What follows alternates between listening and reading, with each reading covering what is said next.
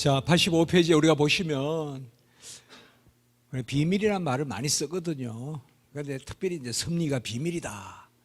사실 하나님의 뜻을 다 알 수 없다는 거죠. 예, 맞습니다. 그러나 또 달리 생각하면 비밀이 아닌 게 뭐가 있습니까? 삼위일체 비밀, 계시의 비밀, 경건의 비밀, 믿음의 비밀, 구원의 비밀. 예.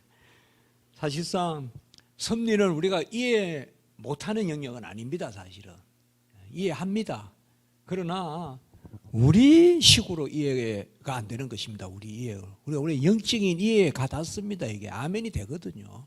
하나님이 하시는 일이.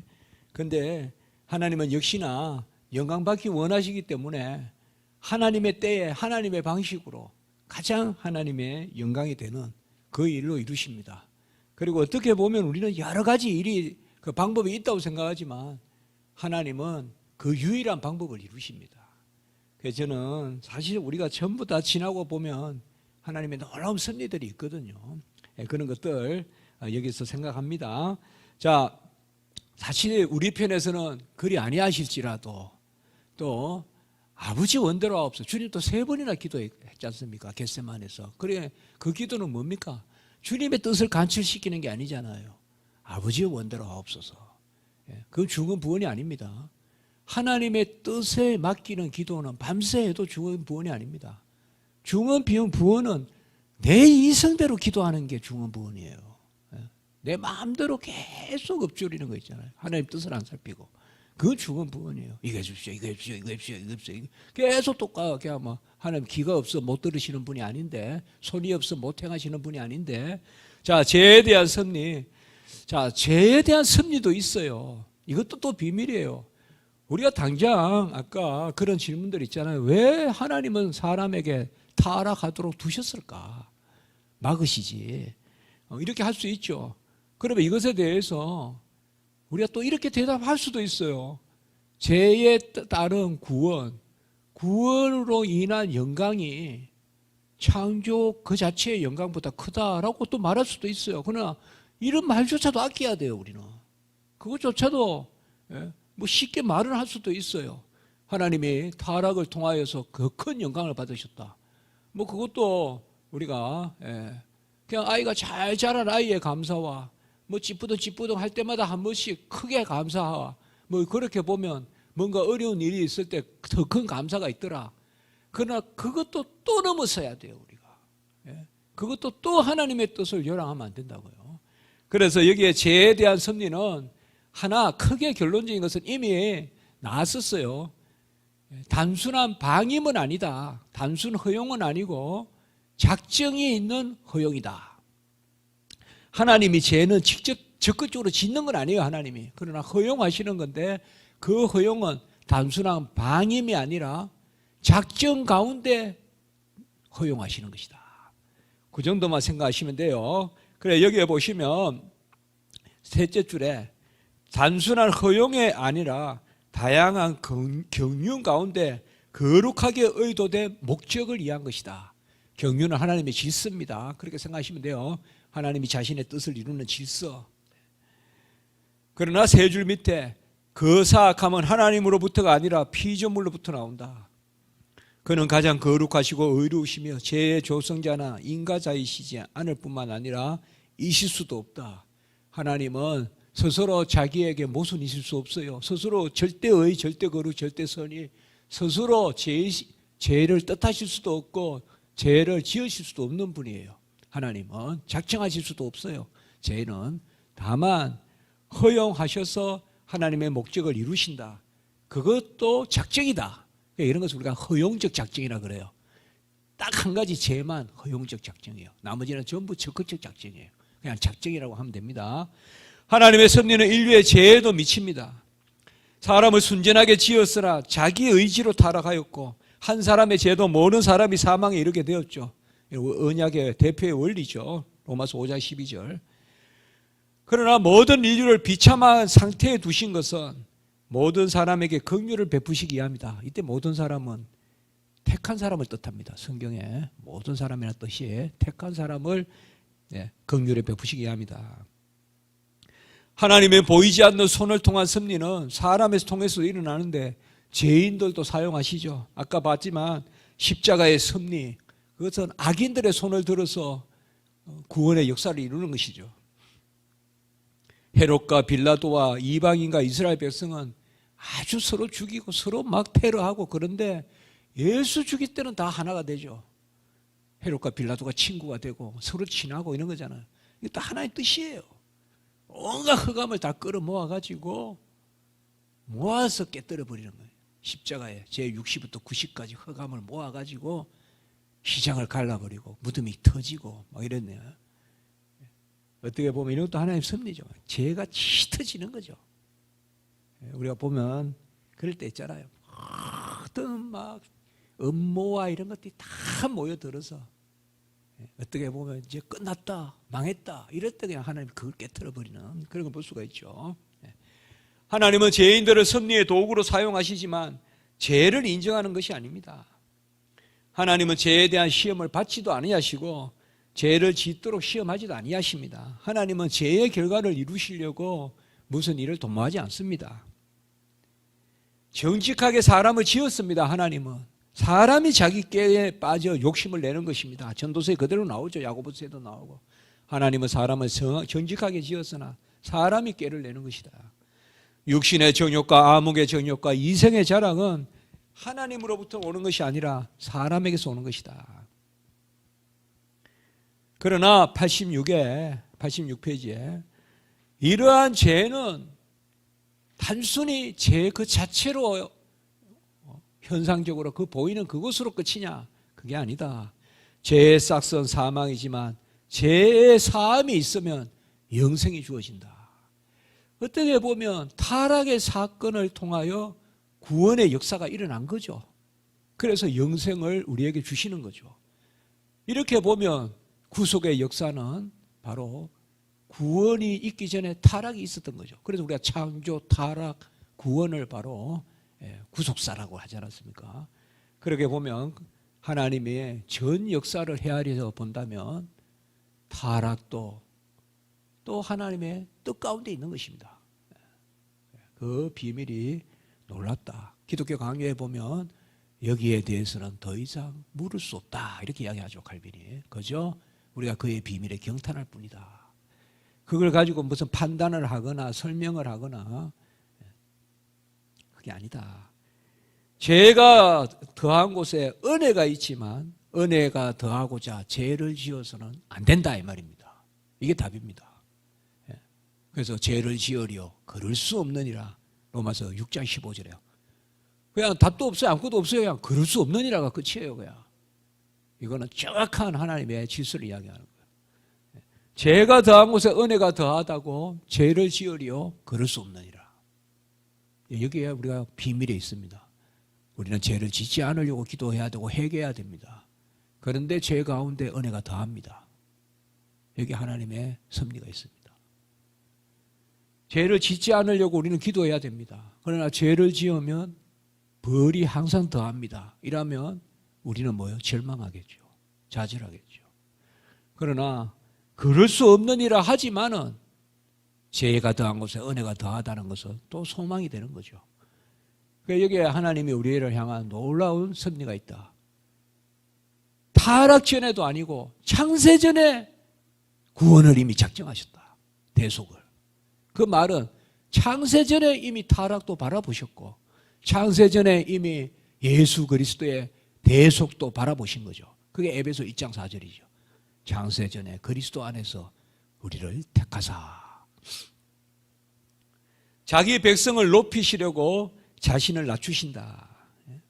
자기 백성을 높이시려고 자기 백성을 낮추신다 이 말이에요. 우리는 그냥 낮추시니까 그저 끝없이 낮추시는 것 같아도 높이시려고 낮추신다. 높이시려고 낮추신다. 어뜸이 되려고 하는 자는 남을 섬기는 자가 어뜸이 되고 나중된 자가 먼저 되고 예수님이 계속 그런 말씀하셨잖아요. 여기도 그런 말씀입니다. 어떤 징계나 경성이나 이런 것들 그리고 심지어 밑에서 셋째 줄을 보면 강팍하게 하는 일도 있다. 바로 87페이지 보시면 되겠습니다. 하나님이 우리를 약한 가운데 두시는 것은 그리스도의 능력이 우리 가운데 머물게 하려 함이라. 고린도서에 있죠. 내가 약할 때 강함이라. 내가 부득불 자랑하노니 약함을 자랑한다. 이런 건 뭡니까 다? 기도의 법칙이죠. 의원에게, 병자에게야, 환자에게야 의원이 쓸 때가 있고, 맞지 않습니까? 죄인에게야 주님이 이 땅에 오시면, 내가 의인을 부르러 온 것이 아니라 죄인을 부르러 왔다. 우리가 약하다고 할 때, 그러니까 부득불 자랑한다 그랬어요. 우리의 가진 바 담대함은 이것이니 약할 때 강함이라. 또 이렇게 이야기하잖아요. 그 사도 바울입니다. 사도 바울이 네가 저게 무슨 사도냐라고 막 따진단 말이에요. 고린도에서. 따질 만도 하죠. 얼마나 악하게 굴었어요. 스데반을 죽였잖아요. 사실은. 스데반을 재판한 사람 아니에요. 사실상. 우리가 말이 좋아서 그렇지 뭐 저렇게 고린도 교회에서 바울에게 저럴까 해도 이해되는 바가 있잖아요. 동네에서 완전히 그냥 깡패 노릇하다가 하루아침에 교회에 와서 봉사하고 이러면 뭐 이상한 생각도 들잖아요. 바울이 그거보다 더하면 더했지 덜한 사람이 아니거든요. 그러면 바울은 뭐를 가지고 디펜스합니까? 계속 그리스도를 아는 진리가 내 안에 있다. 그리고 로마 15장에서는 뭐요? 바로 부활의 증인이다. 만석되지 못한 나에게 마지막 예수님이 부활한 모습을 내가 만났다. 그게 나 사도라는 거죠. 사도는 우리가 마띠아를 뽑을 때도 보면 부활을 목도한 사람을 뽑거든요. 사도로. 사도 바울도 목도했다. 다메섹 도상에서. 그리고 이제 그리스도의 진리가 내 안에 있다. 그런 거 계속 이야기해요. 우리가 고린도 후서 전서를 보면. 다른 이야기 아니에요. 그리고 뭐요? 약할 때 강함이라. 그게 사도권하고 뭐가 관계가 있을까요? 내가 하나님의 종이요 하나님이 보내받은 사도인 것은 내가 하나님의 이름으로 기도하면 하나님이 도우시고, 그렇죠. 내 권능이 아니라 하나님의 권능을 드러낸다는 거죠. 그러니까 여기도 그 이야기입니다. 내가 하나님 앞에 우리에게 약한 가운데 두는 것은 그리스도의 능력이 우리 가운데 머물게 하려 함이라. 그러면 역으로 이렇게 한번 이야기해 볼까요? 제가 저번에 이 본문을 가지고 제가 그렇게 한번 생각해 봤어요. 그리스도의 능력이 우리에게 머물게 하려면 뭐예요? 우리는 약한 자의 자리로 가야죠. 의사를 부르려면 병이 있어야 되고, 주님을 부르려면, 구주를 부르려면 죄가 있어야 되고, 강하게 되려면 약한 그 자리에 서야죠. 우리가 강하게 되려면 약한 자예요. 제가 한때 이 구절 너무 좋아했어요. 고린도후서 12장 9절. 나의 여러 약한 것들에 대하여 자랑하리니 이는 그리스도의 능력이 내게 머물게 하려 함이라. 저는 이런 것을 좀 재미있게요. 영적으로 약아야 된다. 아이들이 깨병 부리면 엄마가 오잖아요. 영적으로도 좀 약아야 된다. 영적으로 좀 약한, 그래 뭐예요? 불쌍히 보여야 된다. 그래야 긍휼을 베푸신다. 그거 아니에요. 지금 약한 것들에 대하여 자랑하리니 그리스도의 능력이 내게 머물게 하려 함이라. 정확한 영적인 질서가 아니겠어요 이게. 애통하는 자는 복이 있고. 이것도 하나의 섭리죠. 안 그렇습니까? 이게 섭리다. 뭔가 하나님 앞에 약하면 못돼 보이고 덜나 보이고, 그런데 하나님의 섭리는 약할 때 강함이라. 이스라엘 백성을 낮추시고 40년 동안 광야의 길에 세우고 왜 이렇게 하셨냐.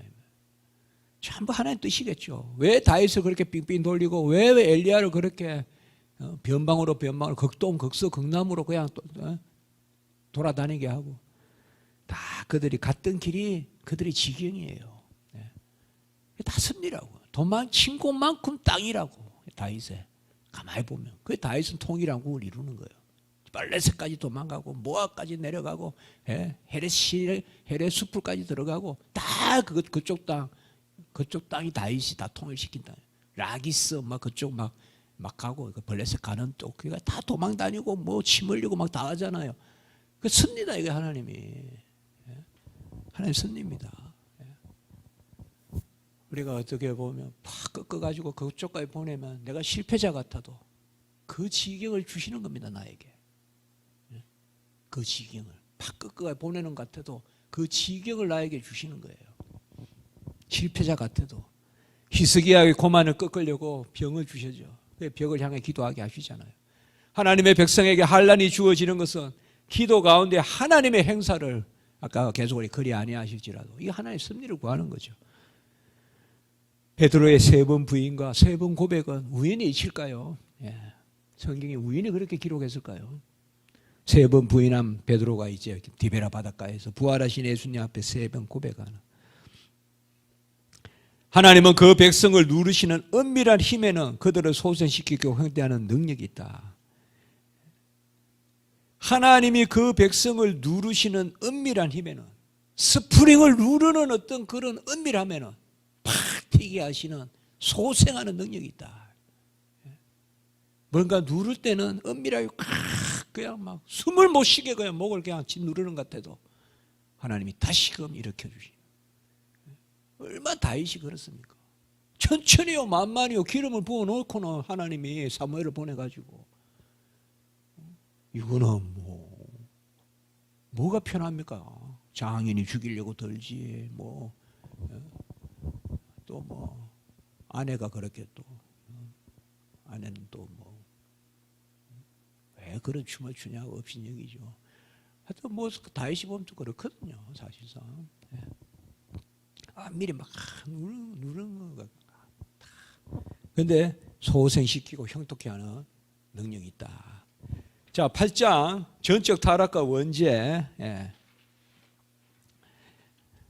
사실 웨스트민스터 신앙고백서에서 지금 우리가 죄에 대한 거, 원죄에 대한 거, 언약에 대한 좀 겹쳐요, 이게. 우리가 교리적으로 설명한다면 그냥 쭉 그냥 원죄 설명하고 죄 설명하고 그냥 쭉 나가면 돼요. 그러나 왜 이렇게 했을까요? 이게 바로 신앙 고백이니까 그런 거예요. 어떤 영역에 대해서 하나씩 조목조목 교리로 쭉 설명하는 게 아니라, 안 그렇습니까? 교리로 쭉 설명하는 게 아니라 이렇게 이런 것으로 우리가 믿는다, 또 이런 부분에 대해서 고백한다, 그런 영역이기 때문에 그렇습니다. 자, 전적 타락과 원죄 조금만 더 볼게요. 8절에 보시면 이제 여덟 번째 부분 4장 6조입니다. 6조 웨스트민스터에. 거기 제가 4부분으로 나누었죠. 이 부분에 첫 번째 사람 아담의 불순종, 죄책과 오염에 따른 전적 무능과 부패, 언약적 정가, 죄의 현상과 3가지 죽음. 제목은 조금 전문적인 그런 말도 있는 것 같은데요. 내용은 다 우리가 아는 겁니다. 지금 그걸 좀 차분히 설명해 볼게요. 자, 첫 번째 사람 아담의 불순종이다. 일단 셋째 줄에 그의 지혜롭고 거룩한 계획에 따라 죄를 허용하기를 기뻐하셨다. 기뻐하셨다는 것은 뭐예요? 하나님의 이것도 작정이죠. 아까 무조건성이죠. 그러니까 여기에 허용적 작정이라고 적으십니다. 허용적 작정이다. 죄에 대한 허용적 작정. 바로 그 밑에 처음에 하나님은 인격적 순종을 받으시려고 자기의 형상으로 인류를 지으셨어요. 그래서 소극적 순종을 요구하셨어요. 따먹지 말아라고 했어요. 안 따먹으면 돼요, 그냥. 근데 소극적 순종을 어기는 것은 적극적 불순종이에요. 적극적 순종을 어기는 것은 소극적 나태함이에요. 사과를 한 박스 가져오라 그러면 그거 안 가져가는 것은 게으름이에요. 그러나 사과를 따먹지 말라고 한 것을 따먹었으면 적극적 불순종이에요. 그래서 사실상 더 크죠, 제가. 하지 말란 걸 한 거예요, 사실. 아담을 하지 말라는 것을 했습니다. 사탄을 조정을 받는 강교한 뱀의 깨에, 마귀 사탄의 조정을 받는 뱀의 깨에 넘어갔습니다. 아담에게는 자유의지가 있었기 때문에 죄를 짓지 않을 수도 있고 지을 수도 있는 의지가 있었어요. 그런데 그 의지 가운데 죄를 지었기 때문에 그 죄의 책임은 오로지 아담에게 있습니다.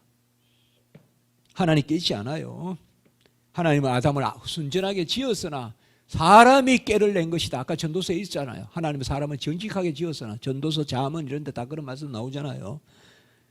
그래서 이제는 아담이 언약의 머리로 대표의 원리에 따라 한 사람 아담으로 모든 사람이 사망에 이르게 되었죠. 언약의 대표의 원리입니다. 이것을 우리는 정가라고 합니다. 정가. 언약에는 머리가 있고 그 머리가 행한 것이 그 머리에 속한 지체들에게 미칩니다. 첫 언약의 머리, 인류의 머리는 아담이었습니다. 그 아담이 죄를 지었을 때 그 죄가 모든 인류의 죄가 됩니다.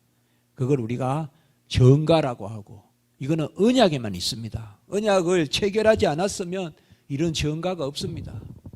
그래서 언약에는 항상 머리가 있고요, 머리에는 정가가 따릅니다. 그러니까 언약, 머리, 정가 이렇게 여러분들 생각하시면 돼요. 첫 언약은 아담과 맺은 언약을 첫 언약이라고 해요. 그런데 그래서 아담이 머리예요. 근데 아담이 불순종했어요. 죄를 지었어요. 그래서 그 죄가 모든 인류에게 전가됐어요. 그 전가된 죄를 우리는 원죄라고 부르는 거예요. 그래서 이제는 원죄로 말미암아 모든 인류가 사망에 속하고 모든 인류가 전적으로 무능하고 전적으로 부패하게 되었어요. 아무도 구원에 이를 자 없게 됐어요, 이제. 그래서 뭐요? 모든 사람이 죄에 속함으로. 그러나 이제 죄가 없는 예수님이 오셔서 그가 바로 둘째 아담이라고도 불리고 마지막 아담이라고 불리는 예수님이 이제는 머리가 되셔서 그 언약은 우리가 새 언약이라고 불러요. 신약. 그래서 예수님이 새 언약의 머리가 되셔서 예수님은 의를 다 이루셨어요. 그래서 그 의를 우리 거 삼아 주심, 그 의의 정가, 그걸 바로 칭이라 그래요. 우리가 의롭다 함을 얻었다 이렇게 됩니다. 그래서 지금 여기 부분에 앞으로 언약에는 머리가 있고 정가가 있고 이걸 뭐라고 한다? 대표의 원리라고 합니다. 예. 어려운 거 아니죠? 어렵지 않죠, 여러분들. 예. 그러니까 우리가 원죄는 다 알잖아요. 원죄가 무슨 죄입니까? 원래의 죄입니까? 그것도 맞네요. 그건 너무 간단한 설명이고, 정가된 죄. 바로 아담이 죄를 지어서 모든 인류에게 미친 죄, 그리고 죄의 싹은 사망이니까 원죄의 모든 인류가 속하면 모든 인류가 사망에 속함이죠. 죄의 싹은 사망이니까. 뭐 그게 원죄죠. 그러면 이런 게 어디 있습니까, 세상에? 아담이 죄 짓으면 아담의 죄지. 요새 형법에 뭐 부모가 자식 대신해도 감옥 못 가는데 뭐 이런 게 어디 있습니까? 이게 언약이다 이 말이에요. 언약에는 대표의 원리가 있다. 하나님이. 천사와는 언약을 맺지 않았어요. 한 천사가 타락해서 모든 천사가 타락한 거 아니에요. 오직 언약은 인류하고만 맺었어요. 뭐 주시려고? 영생 주시려고. 언약의 목적이 영생이에요. 영생은 하나님의 완전한 자녀됨이에요. 하나님의 자녀됨.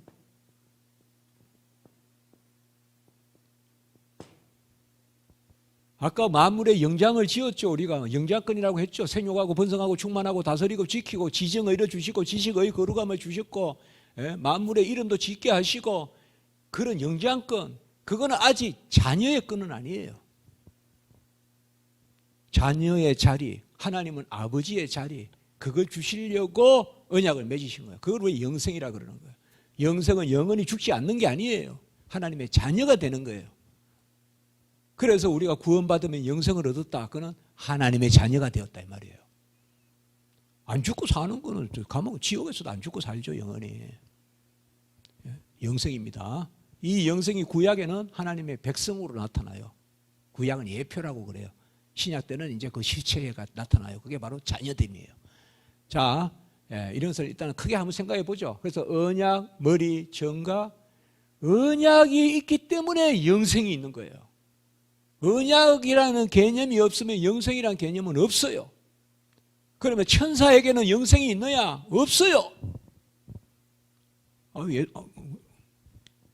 교수님, 아니 목사님, 천사도 영생이 있지 않습니까? 영생은 자녀됨이에요. 천사하고는 언약 맺지 않았어요. 천사는 언제 천사를 사람이라고 불렀더냐? 히브리서 1장에 나오잖아요. 언제 천사를 오늘날 내가 너를 낳았도다라고 말했느냐? 인자가 무엇이가 한데 사람이 무엇이가 한데 인용하면서, 시편 인용하면서 히브리에서 이야기하잖아요. 천사는 이 부분에서는 사람만큼 못 돼요. 천사는 그냥 심부름꾼이에요. 1장 14절입니까? 천사는 섬기는 영일 뿐이에요. 천사는 자녀됨이 없어요. 천사는 섬기는 것밖에 없어요. 아셨어요? 네. 그러니까 뭐예요? 우리가 이렇게 알면 돼요. 언약, 머리, 정가, 영생, 대표의 원리.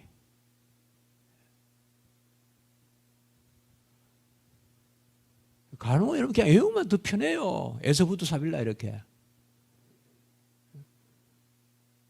에베소서 부가 뭐 있잖아요. 에서 두아디라 4대. 에서부두 에베소 서머나 버가모 두아디라 4대. 제가 5개 교회 설교 이제 했어요. 우리 교회 10주년이라서 이제 이게 설교 끝나면 이제 계속 교회에 관한 설교를 계속 해오고 있어요. 지금 한 20몇 주 차에. 근데 이제 계시록의 마지막 7교회 하면 끝이 나요. 그중에 이제 2교회만 남았어요. 지난주는 엊그제는 어린이 주일 설교했고 다음 주는 어버이 주일 설교해야 되고 그 다음에 이제 빌라델비아 교회, 그 다음에 라우디게아 교회 할 거예요. 근데 매번 이렇게 머리 쓰면 아픈데 에스부터 사빌라 하면 되잖아요. 이것도 외우시라고 그야. 예? 이것도 외우라고. 우리 아이들이 이렇게 하잖아요. 에스부터 사빌라 하면서. 그러니까 이것도 외우라고요. 그야. 언약, 머리, 정가, 영생, 대표의 원리. 외우려고 외우는 게 아니에요. 우리 고백이죠. 언약을 맺어서 영생 주시고자 하셨다. 영생은 하나님의 자녀됩니다. 천사도 자녀됨은 없다. 이러니까 천사보다 낫다 우리가. 그래서 예수님이 천사로 오셨냐? 사람으로 오셨다. 그리고 언약을 왜 맺으셨냐? 영생 주시려고 맺으셨다. 영생 주시려고. 그 지금 정가된 죄가 원죄고 원죄는 하나님의 섭리가 있다. 하나님은 아담의 죄에 대해서 방임하시지 않고 지혜롭고 거룩한 계획에 따라 허용하기를 기뻐하셨다. 요 지금 두 따옴표, 원 따옴표 이거는 다 어디에 나오는 이야기예요? 웨스트민스터 신앙 고백서에 나오는 거예요. 이게 뛰어나다고 이게. 지혜롭고 거룩한 계획에 따라 허용하기를 기뻐하셨다. 딱 나오죠? 이게 허용적 작정이다 이 말이에요. 죄에 대한 허용적 작정. 하나님이 아담과 언약을 맺어서 한 사람으로 모든 사람이 죄를 짓고 사망에 처하도록 하신 것은 새로운 언약의 머리, 그 새 언약의 머리이신 마지막 아담이 고로 예수님이시죠. 자녀를 구원 삼고자 하심이 있었다. 하나님은 죄가 더한 곳에 은혜가 더하게 하심으로 모든 것이 은혜 위에 은혜를 드러내시고 영광 받고자 하신 것이다. 결국은 아담의 불순종이 그리스도의 대속으로 이어가는 거죠. 사실은 여기에는 아담의 불순종에도 깊은 섭리가 있는 거죠. 이렇게 보면 그걸 우리가 다 알 수 없다 이 말이에요. 다만 하나님께 영광을 돌린다 이 말이에요.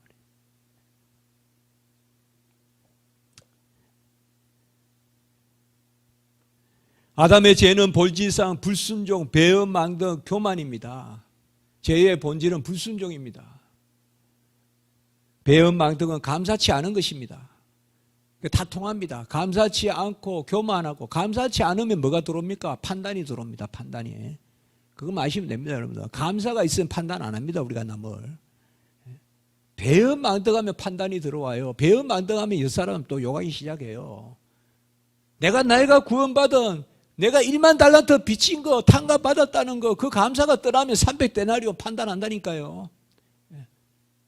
우리가 신앙생활할 때 가장 내 신앙의 바로미터 남을 판단하고 있으면 내 신앙생활에 문제가 있는 거예요. 그때 빨리 기도해야 돼요. 내 감사로 돌아가야 돼요. 내 감사로 돌아가기 전에는 남에 대한 판단을 그칠 수가 없어요. 내가 값없이 구원받았다는 거, 내가 1만 달란트, 1000만 달란트 빚진 거 탕감받았다는 거 아멘이 있으면 다른 사람 허물이 안 보여요. 내 덜보만 보이지. 그러나 내 감사가 떠나면 다른 사람 티가 보여요. 내 덜보는 안 보이고. 그거 다 성경에 나오는 이야기잖아요.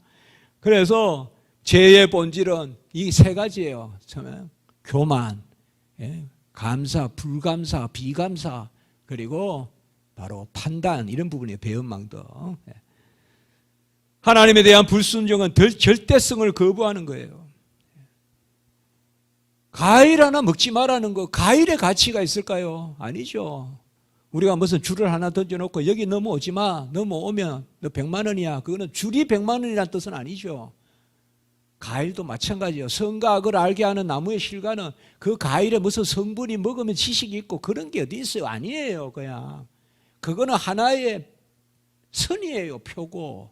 그걸 가지고 순종을 받고자 하신 것이지 그걸 먹는다고. 생명나무도 마찬가지예요. 생명나무도 순종하면 생명이고 불순종하면 죽음이라는 그 나무지. 그렇게 생각하시면 돼요, 여러분들. 야, 그 과일이 뭔데 그 과일을 먹으면 성각을 알까? 그런 과일이 어디 있어요, 세상에. 그리고 과일을 먹는다고 죽고 사는 게 어디 있어요? 생명은 하나님께 있는데. 그런 건 다 표란 말이에요. 우리 박영용 박사님은 인호라 그랬어요. 그냥 표라고. 인호. 도장과 같은 도장 찍어 놓은 거 그런 표란 말이에요, 표. 그러니까 하나님 앞에서 절대적인 것이 상대적인 거로 바꾼 거예요, 그게. 그 유혹이 바로 뭐냐 하면 뱀의 유혹인 거예요. 두 번째는 인류에게 모든 것을 베푸셨어요. 모자람 없이 주셨어요. 그러나 사람이 깨를 낸 거죠. 이거는 이제 명목적인 겁니다. 여러분, 죄는 이유가 없습니다, 사실. 죄는 이유가 없습니다. 우리는 배고프다고 훔치는 게 아닙니다. 가만히 보세요, 그냥. 괜히 그냥 같이 잘 살면 될 텐데, 괜히 저 사람이 더 가지는 거 못 보는 거예요.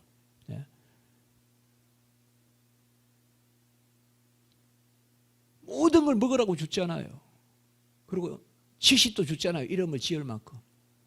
그게 없어서 죄진 게 아니에요.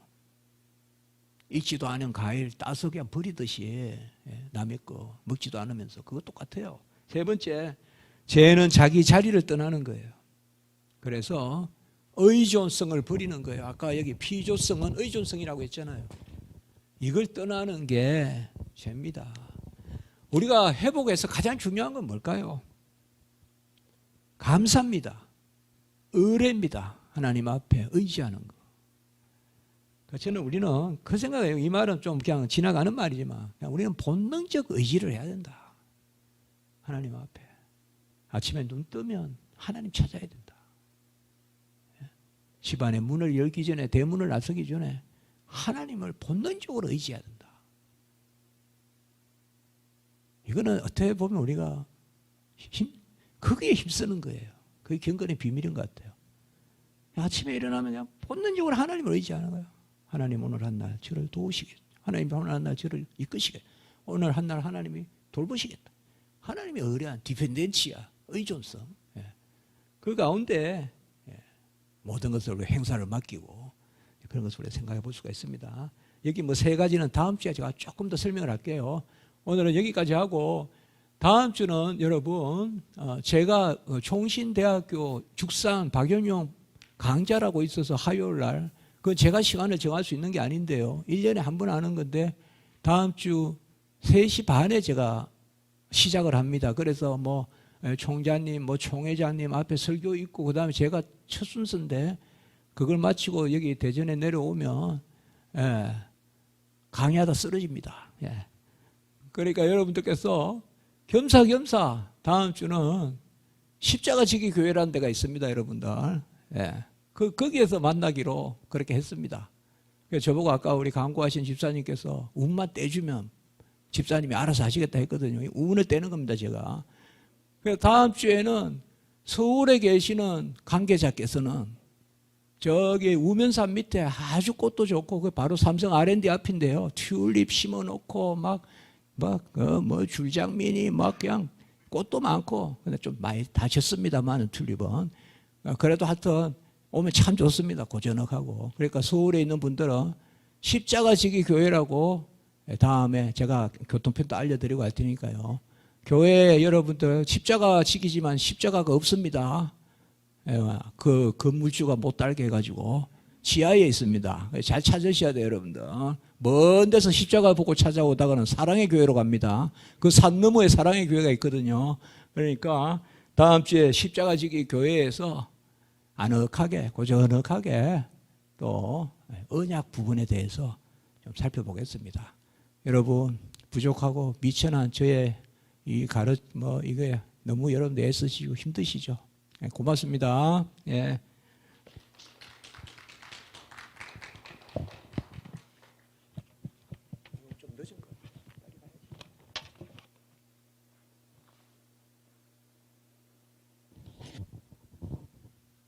예, 오랫동안 강의해 주신 문병호 교수님께 다시 한번 큰 박수 부탁드리겠습니다. 예, 광고하셨다시피 다음 주에는 십자가 지기 교회에서 모입니다. 그래서 십자가 지기 교회에 대한 그런 안내나 이런 부분들은 밴드에 공지를 하도록 하겠습니다. 제가 주소를 말씀드리면 서울시 서초구 성촌 1길 20 형촌프라자 지하 1층 우면동 686-2번지 삼성 R&D 앞입니다. 그래서 네이버에서 십자가 지기 교회를 치시면 자세한 안내가 나옵니다. 그래서 그 홈페이지 한번 참고하시고요. 잘 모르시겠으면 밴드에 저희 밴드 가입 다 하셨잖아요. 밴드에다가 공지를 하도록 하겠습니다. 그래서 다음 주에는 서울에 있는 십자가 지기 교회에서 여러분들을 뵙도록 하겠습니다. 오랫동안 수고하셨습니다. 감사합니다.